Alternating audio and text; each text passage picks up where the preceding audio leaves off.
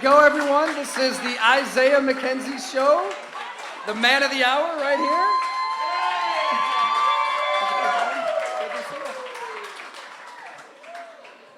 Awesome. And again, thanks everyone for coming out. It's awesome to see everybody here in person, in the flesh. Yes. In a Zoom America. I hate it, right? You never get to know people. That's one big downfall from all this Corona stuff. I'm happy everyone's. I'm happy everyone's here. You know, this is my first time doing a podcast, but I'm gonna get used to it pretty soon. So thank y'all for coming out.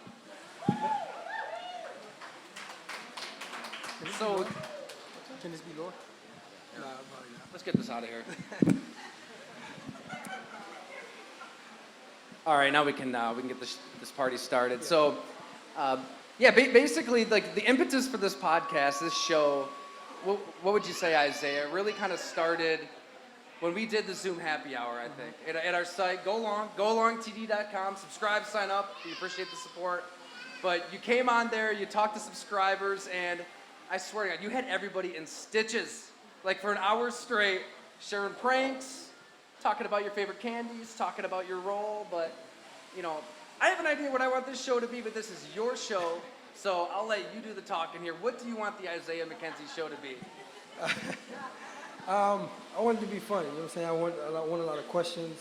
I'm very open. I'm a very open guy. You know what I'm saying? My personality's, you know, through the roof. So I don't mind anything, any questions, any good stories I have, I'll share with you guys off the field and on the field. You know, I talk a little football here and there. So I want this to be fun. Love to hear it. Because I feel like, and I mean, you guys know, you're all Bills fans, you're all football fans. Right? Yeah. Things are going pretty good for the Bills so far this season. Not bad. Not bad at all. But yeah, I feel like as popular as the sport is, a lot of Zoom press conferences, right? Yeah. A lot of not getting to know the players, right? I mean, these are fans pouring their hard-earned money into this game. You understand that you want them to get to know yourself, get to know a player on a level that goes beyond the field, that goes beyond a press conference. And I got to say, like, I talked to a lot of players. I've covered this league a long time. Nobody's as authentic as Isaiah McKenzie. So appreciate you doing this, man. I appreciate you, brother. Since we, came in contact, since we started, it's been pretty fun. So I'm pretty sure, like I said, I want this to be fun. I want this to be open. And my guy Tyler here is going to get the job done. Well, we're definitely going to get to some questions at the end. So think about what you have in mind. Sorry, I got to hold this mic closer. Let's set this down here. I'm a print journalist. I don't know if you can tell. You know, don't really know what the hell I'm doing. So let's talk some football first. Yeah. I mean, things didn't start well, right? Yeah. They did start well though. Your kick return. Yeah. How loud was it out there on that return to start the season? It got pretty loud. And I enjoyed it. You know what I'm saying? Hopefully, I wish I would have scored, but it would have been different. But it's fine. I'll score eventually. So if you don't remember the Pittsburgh game, Isaiah took the kick return back. How long was it? I mean, you almost took it to the house. 75 yards. Yeah. What's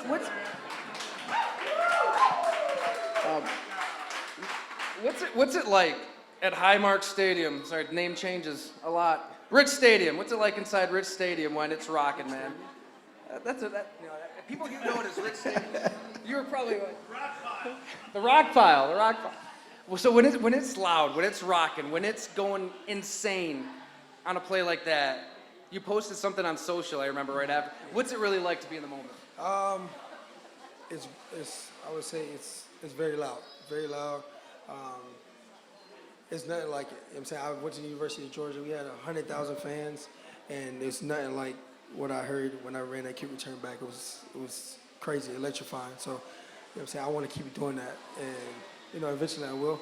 But it was amazing. That stadium was awesome. Like whatever you want to call it.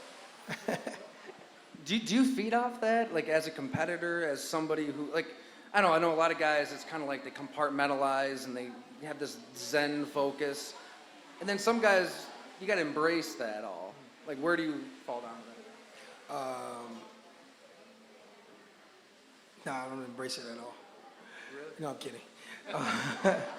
No, I do embrace the moment, and then I go to the sideline and I'm like, it gets a little quiet after that play. You know what I'm saying? Because nothing happens after that. But I get it juiced up. I'm pretty sure the whole team gets juiced up, and it's awesome to be there. You know.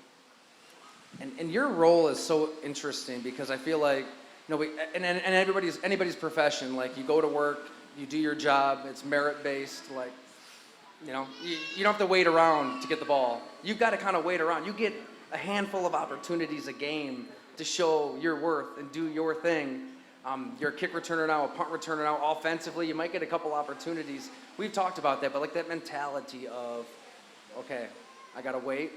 I might touch the ball 2 times, but something crazy is going to happen on those two rushes, those 2 catches. How do you kind of like wait for that opportunity and take advantage of it? I just wait. I just wait a little bit because I actually have a joke with Coach McDermott. I say, I wait around. You pay me minimum wage, and I sit around and wait on this ball all day. He said that's kind of how it goes, and I'm like, yeah. I get it at this point. But every time I get the ball, I want to make a play. So every chance I get, I got to take advantage of it. And it's still getting paid minimum wage, but that's fine. Eventually we'll get to that part. But it's fun. You know what I'm saying? It's fun waiting around. And I'm pretty sure a lot of people waiting on me to get the ball because they know what I can do with it. And I know what I can do with it. So I'll keep waiting. Get Isaiah McKenzie the ball more, right? That's what we got to accomplish with this podcast. So, I mean, things are going well, though. 35-0. 43-21, 40-0. You guys are blasting teams. I just think it's really interesting because, a lot of teams that are just killing teams like you are the last 3 weeks, it's a lot of like finger waving at the media and like we told you so and spiking up the foot. You guys aren't really doing any of that. It seems like you're kind of like nitpicking your own team, your own performances, putting it under a magnifying glass in a way that is rare. What's it like internally, though? Like day in and day out, when you guys are just killing teams. I mean, the Houston Texans, barely an NFL team. Let's be real. It was kind of rough. Davis Mills. That's me saying it. Huh? But when you're killing teams, like, how do you push yourselves? Like, how does, Chad Hall, Sean McDermott, when you're in those meetings, like, how do you like push it? Because you got the Kansas City Chiefs coming up next. Yeah. Not exactly Davis Mills, Patrick Mahomes. Yeah. So what's it like behind the scenes right now? Coach just tries to keep us level-headed, and I was just talking about this earlier today in the shower with a bunch of guys, and we were like, Coach kind of gets like whacked out when we win like that because he's like, you got to stay level-headed. I'm like, Coach, but we won 40-0. What do we like?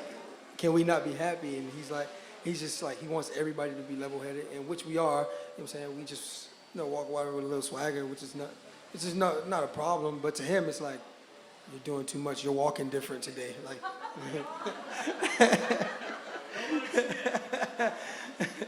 but I mean, what do you want us to do? I mean, we're winning games. We're having fun out there, and every game hasn't been perfect, but at the end of the game, we come up with the win. So. I mean, it's going to be bumps in the road, but like, McDermott says, we got to stay level-headed, and that's what we've been doing so far, even though we've been winning. You guys are. I mean, we can talk about this Texans game, but I think people probably want to hear about this Chiefs game coming up. I mean, that's the bar, right? That's the expectation, the Kansas City Chiefs. You knew that. I mean, they beat you guys up in the AFC Championship game. It's not really close. Did you guys think about that all offseason? Because you have a team that can win the Super Bowl, but you got to get past the Chiefs. That's it. That's the bar. We don't. McDermott talked about this today as well. He goes, what happened last year was last year, and I agree with him. Last year was last year. This year's a new year, and they're still a great team, even though they've been struggling along the way. But they're still a great team, and we still got to come in there and beat them at their home field. And just like we like to defend our dirt, they're going to try to defend theirs. And like I said, we just got to go out there and do what we've been doing, is just come out with the win. And you scored a touchdown at the end of that game, right? Probably should have got you involved a little earlier. Is that the game plan? Unleash Isaiah this week? I hope so. And I did score. I scored a touchdown last year, and the only reason I scored that touchdown is because Beasley took a break. He took a break, and it just so happened I got in the end zone. So I thank Bees for that. For that 1 rep. Well, 5 reps, but that was cool. It wasn't even part of the game plan then. He had to take a break. I mean, How difficult is that? Because you know what you can do. Like, you've done it. You've scored a lot of touchdowns. You made a lot of plays. The Miami game last season, I'm sure all the fans here remember, right?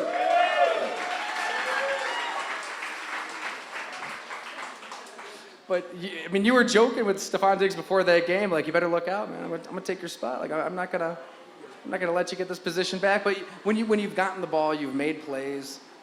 But you can only control what you can control. I know it's a cliche, but it's so true. Like, you can only take over a game if you get the ball. Right. Correct. Yeah, like you said, control what you can control, but that only goes so far, you know? So, like, that last game of the season last year, I got 3 touchdowns, and I told Diggs, I said, hey, listen, if you're out the game, I'm the number 1 receiver. And, I became the number 1 receiver after the first quarter, and then so I bragged about it the whole offseason until we got down, and I have no touchdowns, and they had all of them. So now I'm kind of like sitting in the back until I score more touchdowns. So. But you're the returner. It's interesting. I think like back in the 90s, the return game was different, right? You actually had a shot to return these kicks and punts and all that. But that's where you can affect the game now, right? Like in special teams. What's that mentality like, especially after everything that you've been through? Coming into the NFL, right? Denver. I don't know if I should bring it up. Like, you worked through that, though. You worked through that. 6 muffs in 11 games. They give up on you. The Denver Broncos, they let you go. They barely even see any of Isaiah McKenzie. You get to Buffalo. You get on that plane. I remember we talked about it. Like, you said, I knew this is it. Like, I got to make this work. How did you work through that? Like, because usually that's, a rookie goes through that, that's the end of their career. That's it. You have that many fumbles, you're done.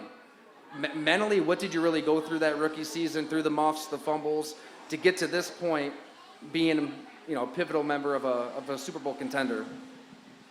That was a rough season, and Emmanuel Sanders will tell you, it kind of threw me in the fire. It was like, hey, you can catch the ball. You know how to make people miss. Go out there and run the ball. And that's what I kind of did for 4 games until I had to face a left-footed punter.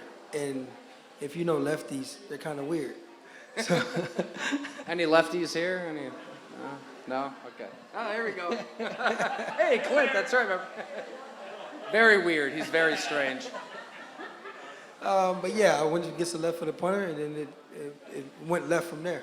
I had, like you said, I had 6 muffs, and through that season, I went through my ups and downs. Confidence was kind of low, and I'm never really low on confidence.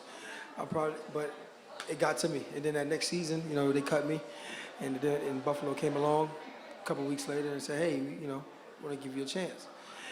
And in my mind, I was like, I got on a flight at 11 o'clock at night, and no, it was 8 o'clock at night. I got here at 11 o'clock, and I told myself, I was like, I can't get a cut again, or I'm going to be working at Wendy's or something. And I was like, I can't be working at Wendy's. You know what I'm saying? So I was like, but I took heed to what I said to myself, and I talked to Brandon Bean and all of them on Tuesday, which is no practice, and then Wednesday come around, and they said, hey, we need you to play this Sunday. And I'm like, all right, cool. I said, am I going to be the returner? He goes, no. I go, what? He goes, we don't need you to be a returner. We just need you. Okay. When we get to the game, he's like, yeah, we need you to be a returner. It's like, are you serious? I was like, so after that, I became a returner for a little bit. And then Andre Roberts came in, and I learned a lot from him. I just beat him this past weekend, but I learned a lot from him. And, like you said, now I'm the returner, and I'm the man for the job now. So, just throughout these years, I've learned that, you can't take any day, any rep for granted. And, I just got to be on my P's and Q's when the ball's in the air and it's my time to make a play. So now I know, when the ball's in the air, I have to make a play, and I got to make good decisions. Man, and you've been making plays. But what, everybody kind of goes through stuff in life, mental health wise. How did you power through that? Now, I've talked to guys, that can suffocate you in that moment, and you're working at Wendy's, like you said. You're looking for another profession. Yeah. You do have a barbecue restaurant. We're gonna get into that. We're gonna absolutely get into that on the show. But when you get on that flight to Buffalo, what's going through your head? How were you able to kind of push through and get past that when a lot of guys can't? Mentally, I didn't know what state to be in, but I knew I was happy inside. My gut feeling, I was happy, but mentally, I was like, okay, if I'm the returner, I can't fumble the ball, I can't muff the ball, I can't do this. And there was never thoughts in my head always, well, not now, but like back then, it was just like, I can't do this, I can't do that. Instead of telling myself I can, you know what I'm saying? I've been doing it, I've done it in college, I just got to build the confidence to do it. And it's all about, and like you said, mental health and mental illness, that's a thing. You know what I'm saying? I felt like I was going through it at some point, and I just, you know what I'm saying? Every day I woke up, it's like I can do it. You know what I'm saying? I can go out there, I can play football with these guys, you know what I'm saying? Even though I'm small, but I can play football with these guys, I can run faster than everybody else, I can make moves, I can catch the ball, I just have to do it. And it's just all about believing in myself. And yeah, that's about it, believing in myself. And for other people, just for other people that don't play football, that's off the field or just normal jobs, you know what I'm saying? It's all about believing in what you can do, because at the end of the day, it's all up to you and nobody else, because I got to go out there on the field, nobody can catch the ball for me but me. I got to go home, nobody can study the plays but me. And I just got to do my job myself, and then make everybody else happy. Love it. I mean, was there a moment, because Isaiah McKenzie's really been here for it all. I mean, you were there in I think it was 6 and 10 that season, right? I mean, you were there with Josh Allen for his rookie season. You're there the next season when you get to the playoffs. You're there the season after that when you get to the AFC Championship game. You personally, was there a breakthrough moment when you were really everything clicked? It's like, all right, I'm going to be in this league. I'm going to be in this league for a long time. I would say last year. Last year, I got on the field, scored 9 touchdowns. I didn't even think I was going to score 9 touchdowns. And I don't even think McDermott think I was going to score 9 touchdowns. But, it happened for me. And I said, every time I caught the ball, every time I made a play, I'm like, saying I can do this. I can be around for a while. I can play with the big boys and things like that. So last year, I would say it was a breakthrough. And it's just a confidence builder for me as a receiver, as a returner. And then when Andre Roberts left, I knew I can be the man for the job. I just had to get it done. Camp with competition and things like that. I just had to, fight my battles and, compete with the guys next to me, and I didn't mind doing it. Is it tough? I mean, every camp when you don't know what the future entails, how do you fight? Like you don't, we all would love to get the contract Josh Allen got. I mean, right? It's not bad dough. But like, how do you kind of stay in survival mode, in attack mode, when nothing's guaranteed season to season? I don't know. Like I'm sitting there, like I go to my room every day. I eat Chick-fil-A, I play Call of Duty.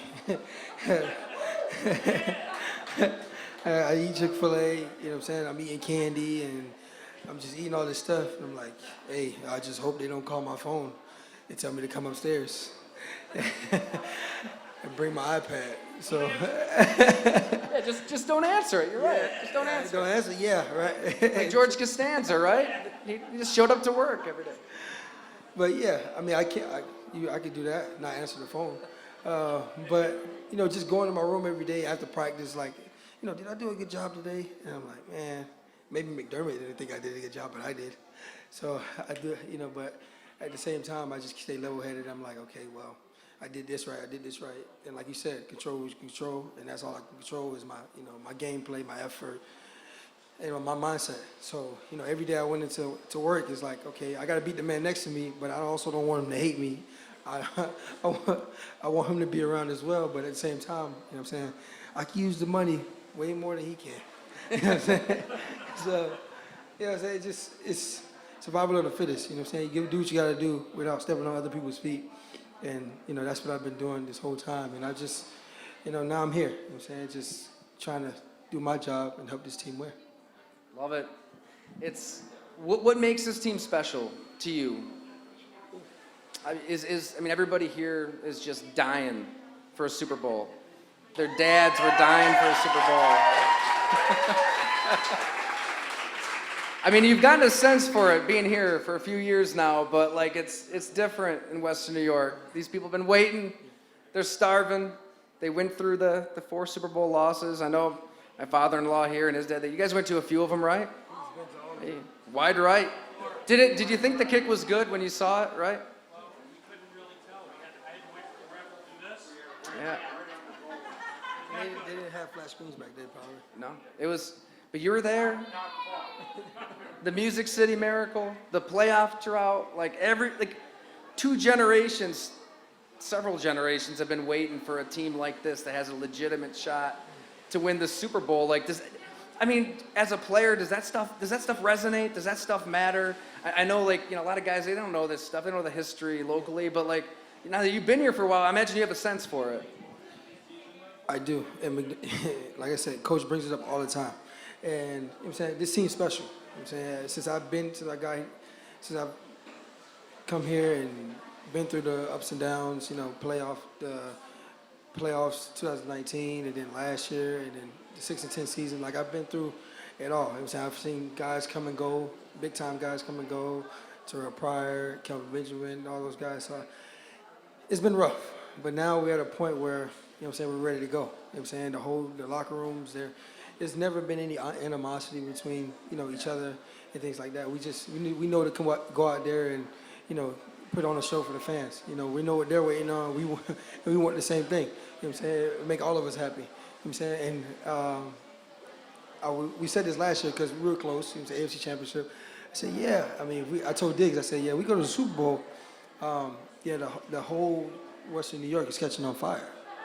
It was like, and I was like, well, and then, but it was a little joke, but it was like, we're mid-season, and I was like, yeah, we were thinking about, I wouldn't say we were thinking about Super Bowl plans, we're just coming out with Super Bowl ideas and stuff like that. And a lot of guys was like, yeah, it'd be too cold to come back for the parade.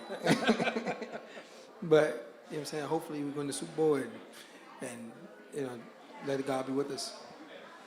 Is that something that, like, Sean McDermott owns? Like, when he's talking to the team, does he use the word Super Bowl? Like, does he say? I just remember as a kid, growing up a Packer fan, Brett Favre gets out of rehab, going through all his personal. He goes, "This is Super Bowl or bust, '96," and it's like, all right, anything short of the Super Bowl is a failure. Yeah. And I think a lot of coaches, quarterbacks, people they're kind of afraid to speak in those terms. But you were 1 game short. Does anybody internally kind of set that as, all right, Super Bowl or bust? It's strong to say those words, but down those lines into the season like this? No. I just say, McDermott says this all the time, take it a day at a time, a game at a time. And that's what we kind of do, you know what I'm saying? But we know we have the team, and we know, nobody's going anywhere. Everybody has to come to work every day and do their job. And we know everybody wants to come to work and do their job. So we have a chance, starting there. Everybody wanted to, come together and, win games. So when it comes to that point where we have to win those big games to go to the championship or get in the championship, we know what we need to do because we've done it. And we come to work every day, and we just trying to, be the best version of ourselves and win games. So I would say it wouldn't be Super Bowl or bust, but we have a high chance of, doing some things. Fair enough. I imagine a theme, with this show. I mean, we talked at length about it, where you come from, your roots, Miami Gardens, Florida. You grew up near the Dolphin Stadium, right? Which, by the way, for that game, how many tickets did you have to buy again? You told me we were hanging out here earlier. For the Dolphins game? Every year I buy 200 tickets every year. Out of your own pocket, right? Nobody's giving you those. No. It's 200 tickets. It's from the people back home that I grew up with, family, friends, Little League coaches, high school coaches, everybody I grew up with, everybody that, look after me, growing up. So it's a good deed that I do every year. That's great. I mean, yeah, definitely give it up. I think guys assume like you get all players just print money. It's not the case. I mean, Like money. Right. So I mean, I don't know where you want to start, but like your grandmother raised you, right? You guys are really, really close. We talked a lot about those old stories, but what was life like growing up in Miami Gardens for Isaiah McKenzie? It was rough, but it was fun. Like he said, I was raised by my grandma. Didn't know my parents at all growing up, so my grandma took care of me most of my life. But as I got older, things got tougher. You know what I'm saying? But it was also fun because we grew up in apartments, and the apartments had like 100 kids. So every day I come outside, at least I knew I had friends outside, you know. But it was fun. It was rough. You know, it was times were hard, and sometimes. But it was 8 of us. It was 8 of us, but not all of 8 of us lived in one apartment. It was me and my little brother, my sister. It was just 3 of us in one apartment, and we made the best of it. We had a little fun, you know what I'm saying. But growing up, it was. I'd say it was fun. It was fun. You know what I'm saying? I've learned a lot of things. Got in a lot of trouble, and I think the trouble was the funnest part. You know what I'm saying? It's just, you know, running away from people, getting in trouble, stealing. But but like I was young. You know what I'm saying? I was learning, and I feel like I've learned a lot of lessons from doing those things. I mean, you know, going to high school at American Heritage High School. I don't know if you guys know what that is, but it's in Fort Lauderdale, the best high school in America. American Heritage High School, they taught me a lot. Private school, knew nothing about the school at all. But I went there in 9th grade, and funny story, the head coach, because when you're in middle school, you don't have to get the grades to play football. You can just go to football practice after getting a report card full of F's, right? You get the high school. Real talk, right? Yeah, futures. You get to high school, you need the grades to play football. See, I never knew that part. So I get to high school in 9th grade, and I tell you no lie, my GPA was a 1.7. And I said, yeah, this is not for me. So my high school coach, he said, yeah, you know you can't play with a 1.7. I was like, so what do I have to do? He said, first you have to go to class. I was like, I wasn't skipping class. It was just like I wasn't going.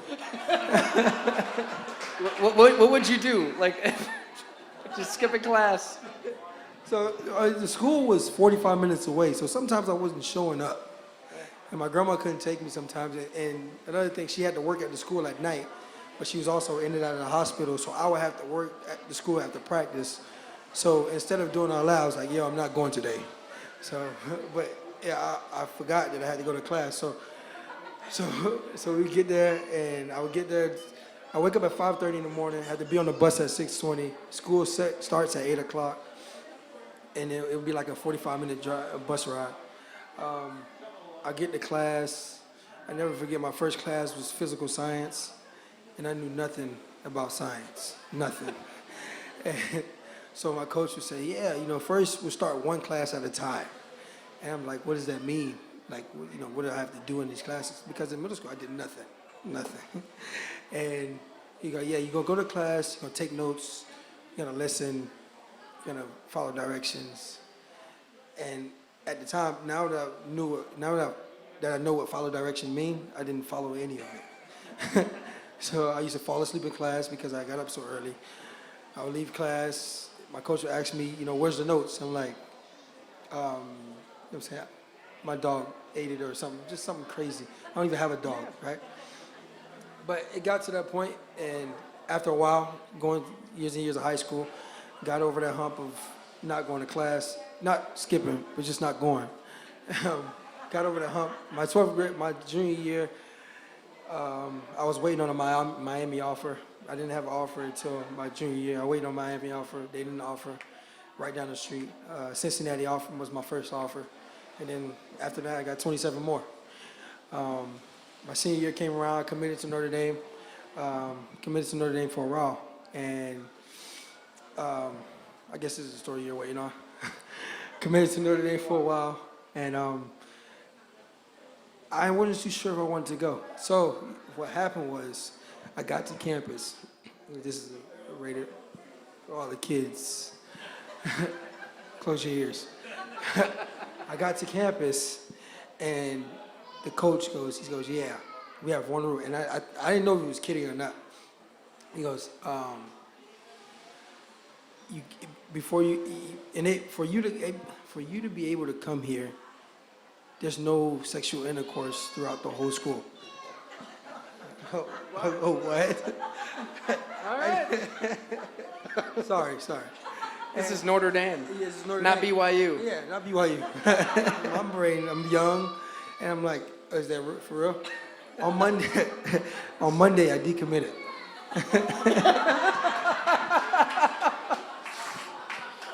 Wow. So is that for real? Like, is that a Notre Dame thing? Like, did you guys talk about?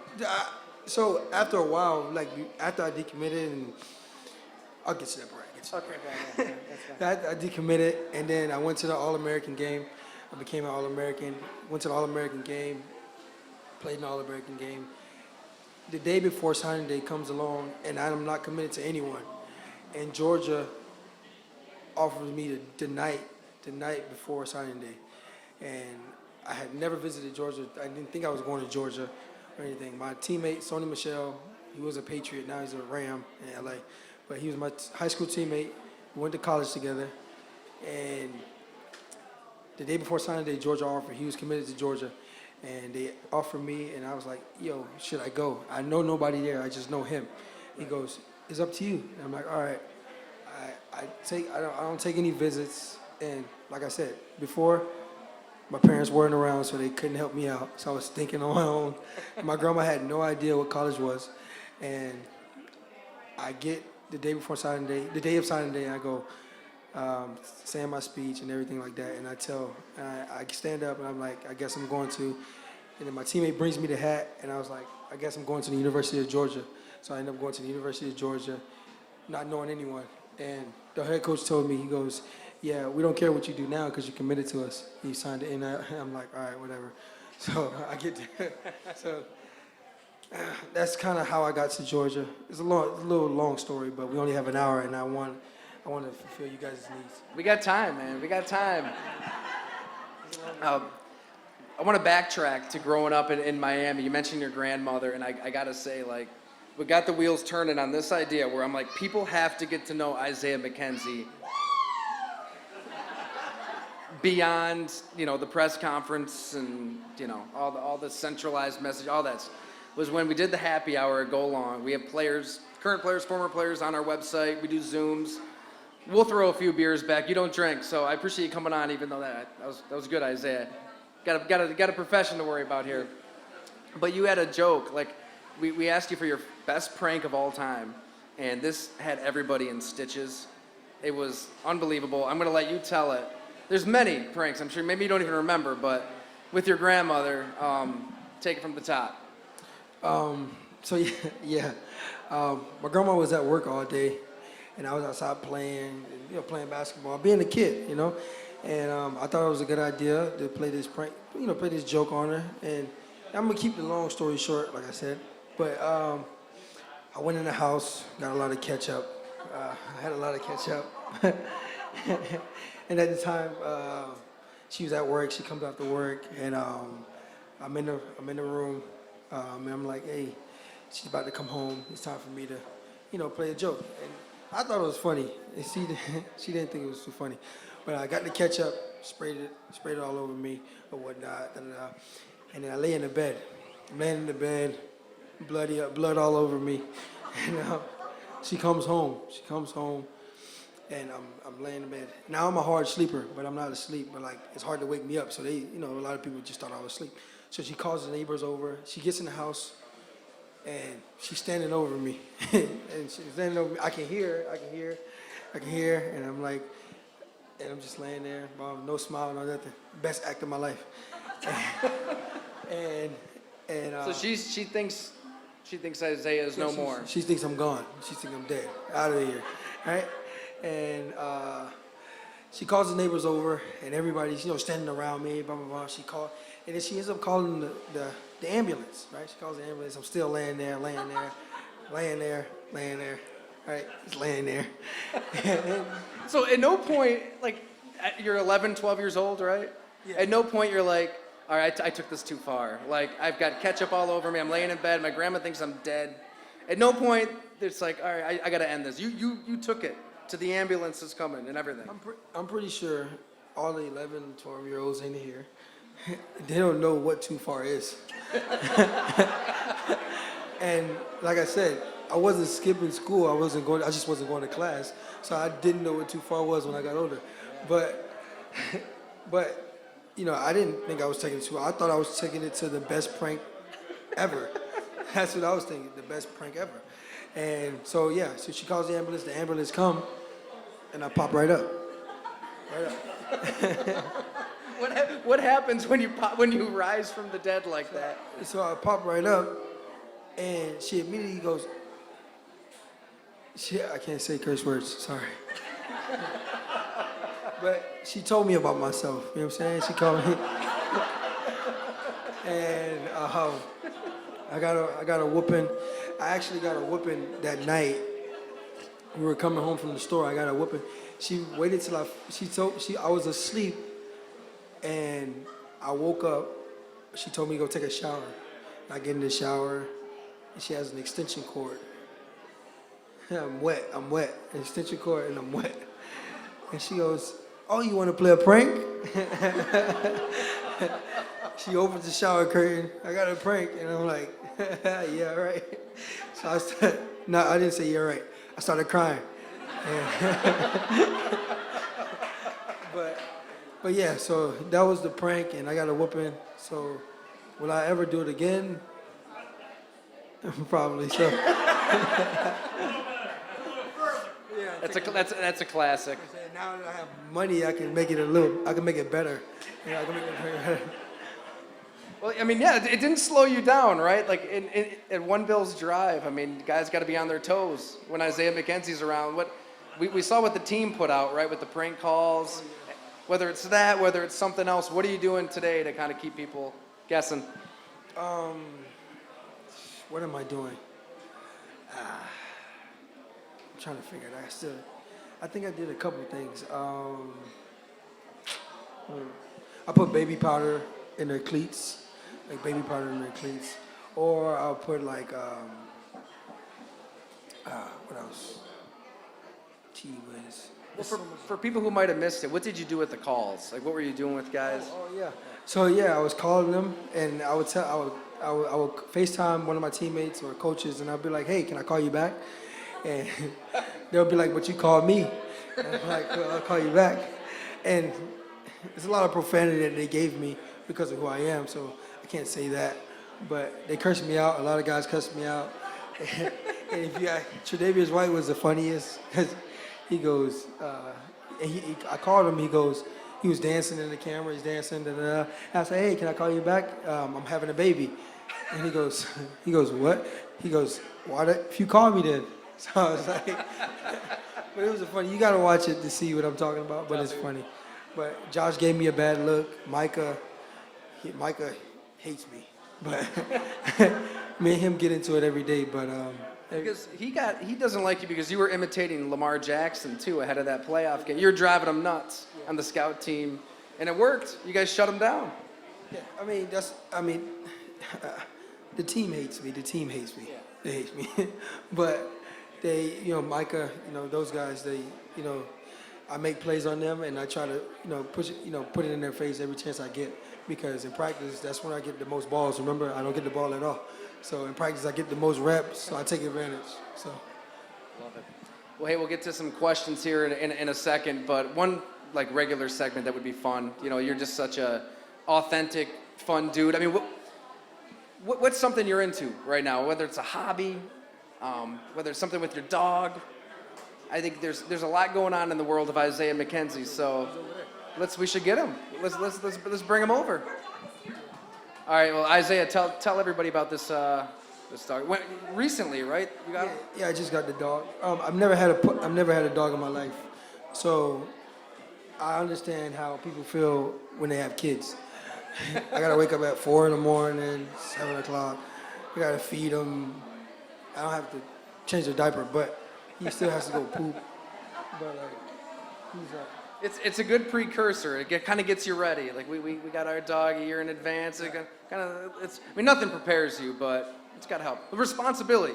Right. Did you ever have a responsibility like that before? Right. I'd rather have a dog than have a girlfriend at this point. No, I'm kidding. Awesome. Here he comes. What's his name? His dog's name is Poppy. P-A-P-I. Poppy. Poppy. He's coming right now. He's coming. He's coming. I love it. Poppy's tough too. We learned that last week. Yeah, he got his ear bit off. Well, not ear bit off, but they bit his ear and he started bleeding. There he is. Oh, the real star of the show.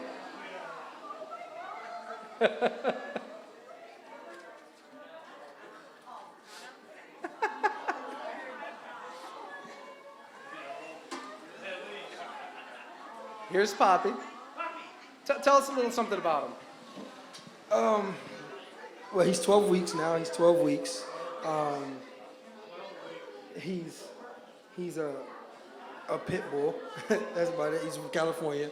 California? Yeah. So I got him all the way from California. And he's a little rowdy right now. So you gotta excuse him. But this is Poppy, and he's feisty right now. So he's gonna sit. He's probably tired. Well, my wife really wants a pit bull, so maybe she can just babysit yours, instead of us. That's great. So what the decision to get a dog when you're a professional athlete? You got enough on your plate. Yeah. What went into it? Like you said, I guess it keeps me level-headed. You know what I'm saying? It gives me something to do, because I'm always thinking, like, you know what I'm saying, what to do next when I'm not playing football. So now I get to take care of him, and that's about it. You know what I'm saying? I think I'm gonna need more people to take care of him, because I'm always gone. So I actually need somebody to watch him. So, but I'm always gone, but you know what I'm saying, hopefully I can keep him as long as I can. You know what I'm saying? I'm used to, but so just being responsible. This is gonna keep me level-headed. It keeps me grounded. You know what I'm saying, keeps me on my toes, just like a kid. You know what I'm saying? Did the paternal instincts kick in when he gets bit last week? Are you ready to throw bows here? No, actually, I got scared. I was like, oh, his ear's bit off. So you can see the stitches, and he was bleeding everywhere. And I was like, what do I do? I'm saying, because I don't know. Awesome. Well, if anybody has a question for Poppy or Isaiah, absolutely.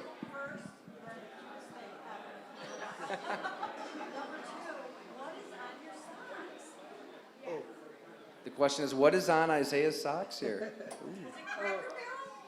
No. It's called Topo Chico.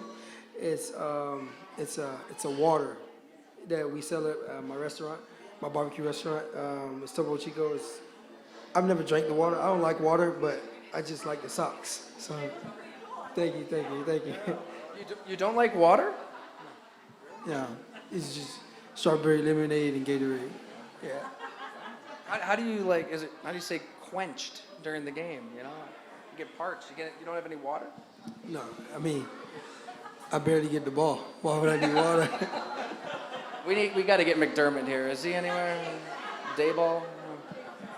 Awesome. Anybody else have a question?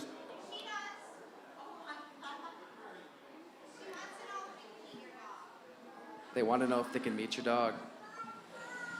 You want hold it? Oh yeah.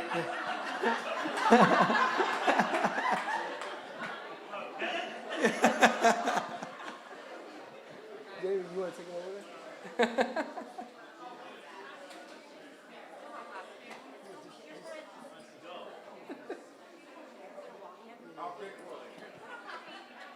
He says, I like these cords. I want to mess around with these.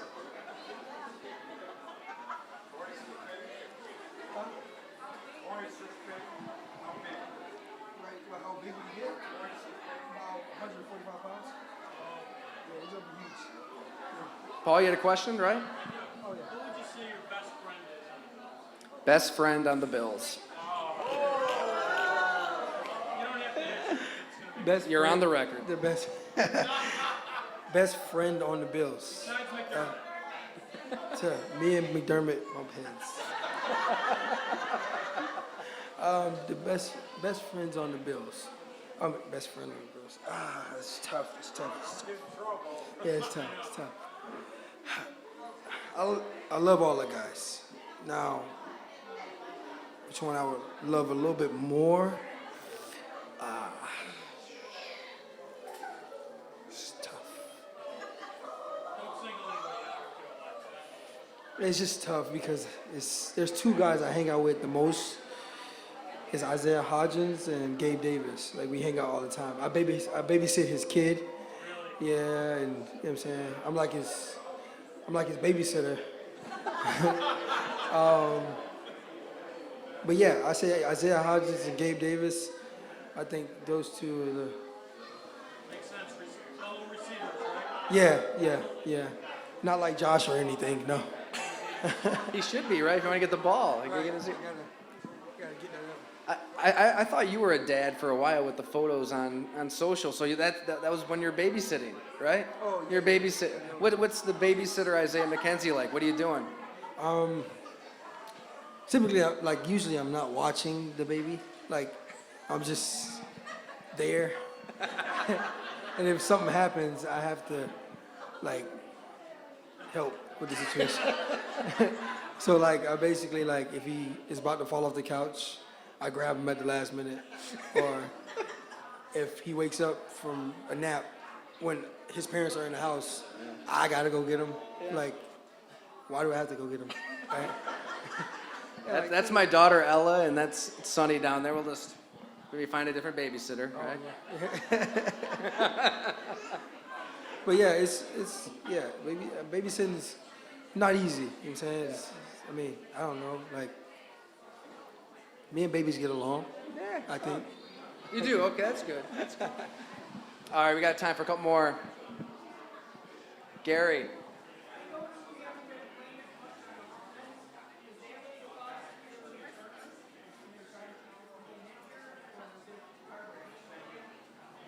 Asking about your role on offense, Yeah. not getting as many snaps, returning. I did get hurt in the beginning of the season, so they trying to, manage, the playing time and trying to get me back healthy. But other than that, it's just how the game's going. You know what I'm saying? We've been winning with what we've been doing, but running the ball well. You know what I'm saying? We know we can pass the ball and things like that. You know what I'm saying? We got some guys that we got to give the ball to. Understandable. But you know what I'm saying? Like you just gotta wait your turn. And I don't mind waiting. You know what I'm saying? I'm the returner. So I get to make plays being the returner, so I don't mind at all. You know what I'm saying? Whenever I get the ball on offense, I'll just make a play and I'll come back to you and be like, hey, I remember that question. Right. I was gonna say a few shows into this, right? Yeah. That's when things are gonna bust open. Yep.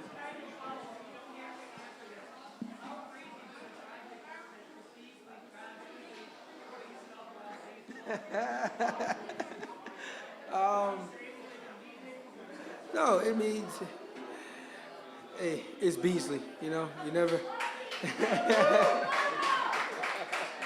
It's Beasley, you know what I'm saying? It's Twitter, it's social media, you know what I'm saying? He's just speaking his mind, you know what I'm saying? McDermott respects him, respects his decision. We respect him as a team and things like that. So, you know what I'm saying? It's what he decides to do, and that's cool.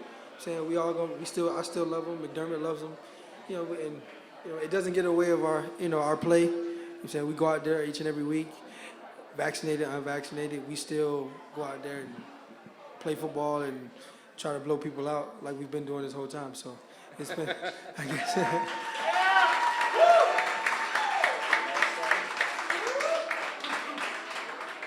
We got two over here.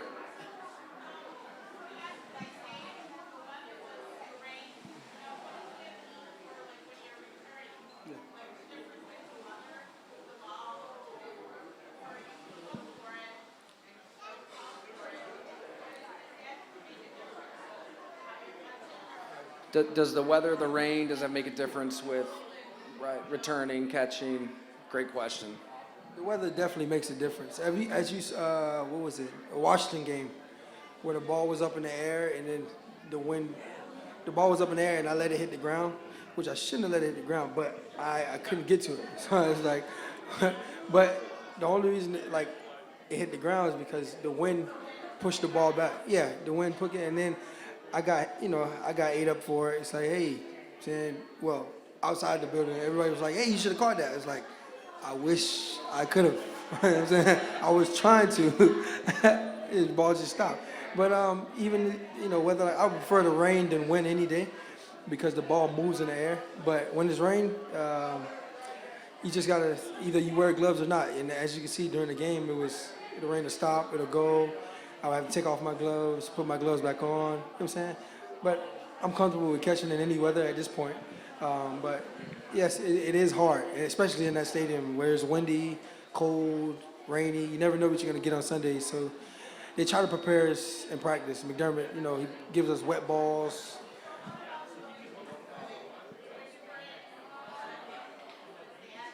Oh, no. Anywhere else besides here is awesome.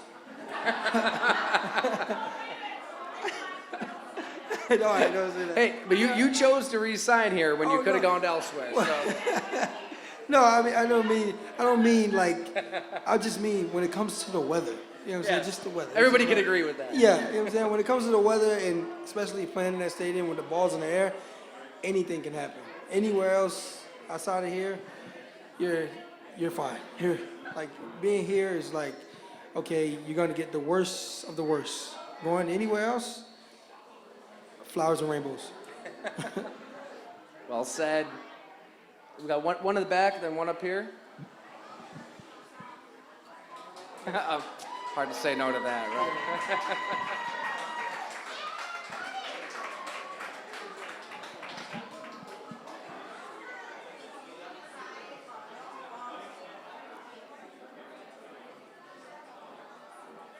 Man of the people.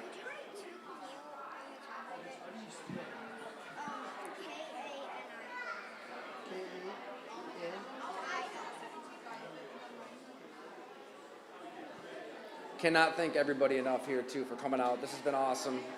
Really appreciate everyone. Got 4 more. So all the dates are going to be on golongtd.com. Isaiah will shoot them out. We'll let you know. Awesome, Isaiah. And we've got a question right here. Isaiah, the typical game day. Any rituals, any superstitions, any music you listen to today? And where does Pappy get it? Does he wake you up? Does he take you out? Pre-game rituals. Oh, I started this season.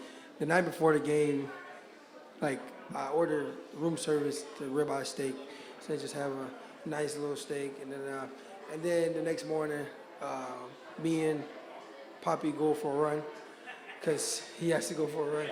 We go for a run in the morning, and then I go to the stadium. Every game so if we play at 1. I'll go out at 11, and me and the assistant receivers coach, Mark Lubick, we throw the ball for about 30 minutes. I've done that for the past 3 years. Other than that, I don't have I guess I kind of like talk smack to Diggs and stuff like that. Just try to. Any songs that you go? I listen to a lot of Mark Anthony. Mark Anthony? Yeah, Latin music. Yeah, you know what I'm saying? Yeah, just get me dancing. I'm really dancing out the jitters, but you know what I'm saying? Just to get me dancing, get my mind somewhere else. Other than that, yeah, that's about it. It works. It's working so far. Yeah. Oh, great question. Got time for a couple more right here?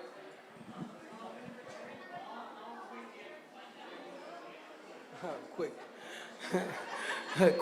I don't think I ever found a hole so fast as a returner. I just feel like when I get the ball in my hands, I just had to. It's hard. It's very hard. Like this past weekend, I was catching the ball in the rain, and I caught the ball, and I'm like, there's a guy standing right here. You know what I'm saying? Like, I gotta make him miss. That's what they paid me minimum wage for. So I gotta make him miss. But yeah, it's hard to find a hole, you know what I'm saying? But I got great guys in front of me that's blocking for me.